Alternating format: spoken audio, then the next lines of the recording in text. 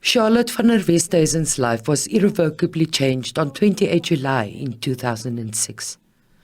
Former police commander Marius van der Westhuizen dragged his now ex-wife to each of the children's rooms to witness their killing. Bianca, 16 years old, Marius, 5 years old, and baby Antoinette was just 21 months old when their father shot them one after the other. When it was announced that the murderer's third attempt to get parole was successful, the mother was plunged into despair.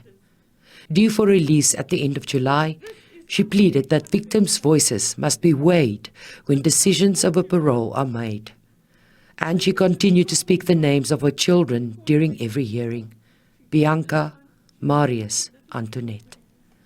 Van der Westhuizen's parole has now been revoked following a review. The children's mother is grateful and says justice has prevailed.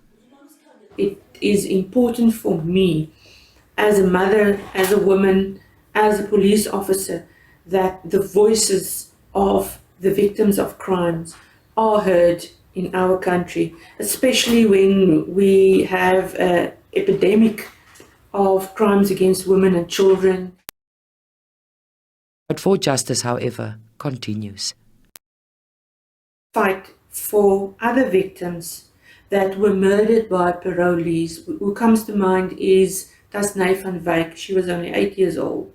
She was murdered by a parolee who has received multiple times parole.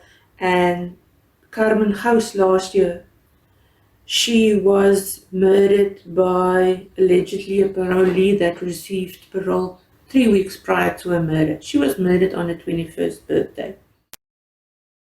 As officer herself, the mother says getting justice is multi-layered and often an exhausting process.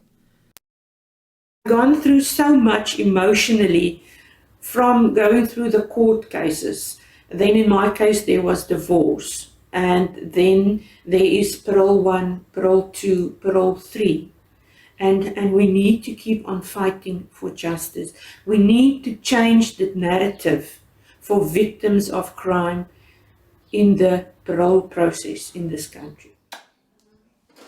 The Minister of Correctional Services, Pieter Groenewald, welcomed the decision, saying, among others, that reforming the parole system is not just a policy issue, but a moral imperative. And Charlotte van der Westhuizen continues to speak the names of her children: Bianca, Marius, and Antoinette. Marius, SABC News, Cape Town.